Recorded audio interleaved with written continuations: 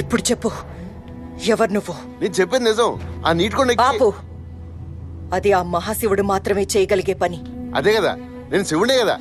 ఓ ఓ ఓ ఓ ఓ చెప్పేస్తాను, అన్నీ చెప్పేస్తాను, మొత్తం చెప్పేస్తాను. కానీ దానికన్నా ముందు నేను ఒకటి అడగాలి. ఏంటది? నువ్వు ఎవరు? నువ్వు ఎవరు?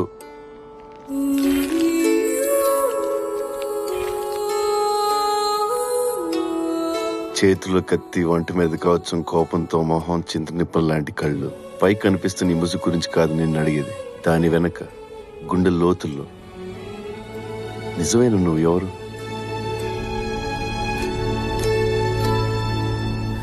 నేను చెప్పనా? నువ్వు ఒక అమ్మాయివి.